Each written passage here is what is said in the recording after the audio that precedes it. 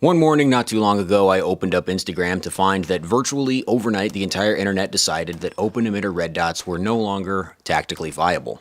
I'm sure this movement was totally organic and had nothing to do with the profusion of new closed emitter red dots hitting the market around the same time. It's purely a coincidence that everybody decided to ditch their open emitter red dots right at the same time as we entered a new renaissance of closed emitter pistol optics. Between the Steiner MPS, the new Aimpoint Acro P2, the Holosun 509, it seems like all anybody wants to talk about anymore is closed emitter pistol red dots. Obviously, I'm being a little bit facetious. We're going to talk about the open versus closed emitter red dots later, but for now, let's talk about this red dot, the Holosun HE 509 Primary Arms ACSS Vulcan. This red dot is a Primary Arms special version of the Holosun HE 509T with a couple of significant differences. One of them is that this optic is no longer a T model, it's actually made out of aluminum, not titanium, like the original HE509. The much bigger difference, obviously, is in the reticle. This one uses the Primary Arms ACSS Vulcan reticle, which consists of a large center chevron. Because it's a Primary Arms optic, it's got to have a chevron in there somewhere, surrounded by a massive ring. This reticle has nothing in common with the circle dot reticle you see on the Holosun 507 and the 509T. The outer circle is so large that it isn't actually visible in the window of the optic when the reticle is lined up. That assumes that you have it mounted on a pistol and you're holding it at arm's length. You can see the full circle if the optic is much closer to your eye, for example, if you mounted this thing directly to a PDW or if you had it piggybacked onto a scope. That's probably not what this optic should be used for. The big circle offers very little utility except on a handgun. The idea is that the outer circle aids in acquiring a sight picture when you present the handgun. If you can see part of the circle appearing in the optic window, you know that you're not lined up and it's very easy to adjust. Something about a circle just makes immediate automatic sense to your brain. It really doesn't require any special practice to use.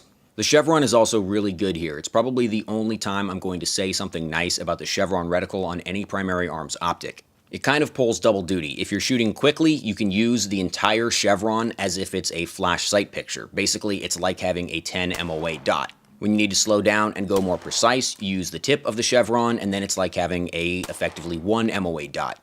You zero your point of impact to the tip of the chevron, and in theory, you can use the base of the chevron as some kind of ranging feature. I don't think that's very useful because of how much of the target the chevron occludes. What it is good for is essentially giving you the best of both worlds when it comes to dot size. Like if you couldn't choose between the 3 different dot sizes on the Trijicon RMR, the 1 MOA, 3.25 MOA, or 6 MOA. The ACSS chevron essentially gives you all the speed of the biggest dot size and all the precision of the smallest dot size. To an extent, obviously. The tip of the chevron is infinitely precise, but it's also infinitely vague, so it's kind of 1 MOA and it's kind of infinity MOA. As far as handguns go, that doesn't matter. The tip of the chevron gives you precision for slow fire, and the entire chevron is useful for a rapid flash sight picture. Cover the bad guy with the whole triangle and pull the trigger till the problem goes away. The downside of this reticle is that it annihilates your battery life. The regular 509T is rated at 50,000 hours of battery life. Those numbers are obviously a little bit optimistic. When you actually turn it up to maximum brightness, you're probably going to get much less than that. But by comparison, the 509 ACSS is rated at 20,000 hours of battery life, so less than half. You can selectively disable the outer ring on the 509 ACSS to get yourself some extra battery life. I carried my Glock 19 with this optic and I shot with it fairly regularly for a couple of months, and I killed a battery during that time. By comparison, I still haven't replaced the battery in my ancient Holosun 407, the pre-K model, the pre-side-loading battery model, or my Holosun 507X2, which uses the smaller battery that has less life in it. The chevron and the Vulcan ring both just eat battery like crazy. As far as mounting the Holosun 509, it does not directly interface with any existing type of optics cut, so you can either buy one with an RMR adapter plate or one with a Glock MOS adapter plate. I have the RMR version and I've been running it on an RMR cut AIM-2S Glock slide. You can find companies out there who will direct mill a pistol slide for the 509 mount pattern. However, there's actually a slight difference between the original 509T and the 509 ACSS, so the ACSS is not compatible with those older cuts. The 509s are pretty beefy and they sit pretty tall already, plus the addition of an optics adapter plate means that it's going to be really hard to get your sights to co-witness through one of these things.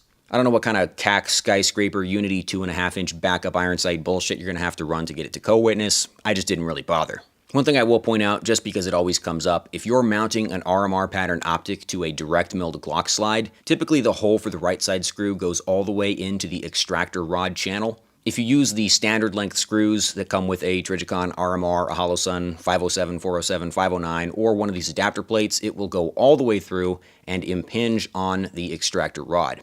That will completely torpedo the reliability of your Glock, so you might have to shave one of those screws down to make it a little bit shorter.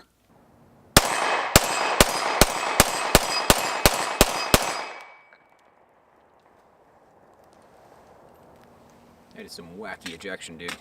Also worth noting is that the RMR adapter plate for these things is specifically not compatible with certain types of optics cuts, including, I believe, the one that Shadow Systems does, which is kind of a universal cut.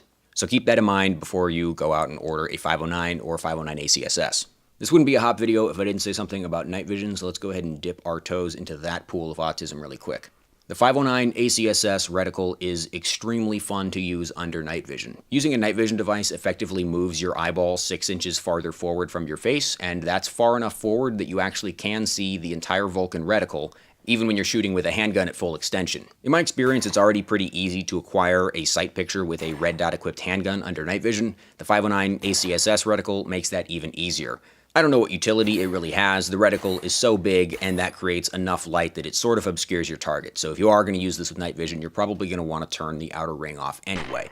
Light transmission through the ACSS is slightly but noticeably better than through a 507 or 407. For the most part, that doesn't really matter when shooting handguns under night vision. Maybe it'll be important if you choose to use this thing on a carbine or as an offset optic. But I don't really think that's what it's for. To me, the appeal of the 509 Vulcan is for use as a training aid if you are still having a hard time getting your sight picture lined up with a pistol red dot. It is possible that relying on the ring could induce some sort of training scars, however, hopefully at some point you can just turn the ring off. And then you would still get all the benefits of the Chevron, being able to use the tip for fine aiming, and the entire Chevron for a flash sight picture. And then there is the benefit that this is a closed emitter optic. The tactical Instagram hive mind may be a little bit creepy, but they're not wrong about this. There are quite a lot of benefits to having a closed emitter optic. I'm not convinced that those benefits are compelling enough to get anybody to switch away from their existing open emitter optics unless you have a very specific need for one. The theory, of course, is that an open emitter optic could fill up with rain or snow or mud, or if you carry it, could fill up with lint or get sweat in it. A closed emitter optic can still get junk on the front or rear window, but a quick wipe with your t-shirt and you're back in the fight. Does it matter on a concealed carry gun? Almost definitely not. Does it matter on an open carry gun? Well, maybe. It kind of depends. All right, emitter check. Not terrible.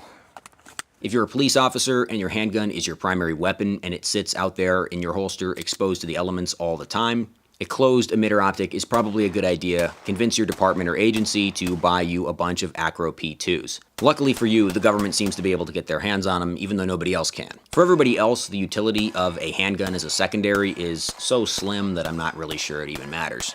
As far as holster compatibility goes, I use this exact pistol with either a TLR7 or a TLR1, and it goes right into my Safariland holster, which is the red dot version. The 509 ACSS fits right in, and the little cover hood closes over the top of it, no problem. That hood already does a pretty good job of keeping crap out of an open emitter optic, so how concerned am I really about it? Not very. Plus, I don't put a lot of importance on the handgun as a secondary weapon in the first place. So if you're setting up a gun from scratch to use for duty or backup purposes, or it's going to be your carry gun, but you also want to be able to stick it on a battle belt or something, there's very little reason not to get a closed emitter optic, but if you've already got a gun set up with an open emitter optic, I don't think there's a lot of compelling reasons to change just yet.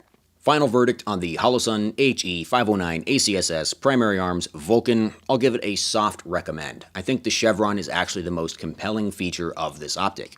I never thought I would hear myself say that, but here we are. If you want to mount one of these things to a PDW or a long gun or use one piggybacked on a scope, you're still better off with the regular circle dot reticles. If you're setting up a legit duty handgun or you're really hardcore into the night vision pistol optics thing, then you should probably go for the Acro if you can find it. Anyway, that's all I got for now. Thanks for watching, guys. If you like this channel, please subscribe. You can also support me directly via Subscribestar, link in the video description. There's special content on there. Click on it, read it, see if it's interesting to you. There's also a Discord server. I'm not going to tell you how to find it, but it really isn't that hard. All right, see you next time.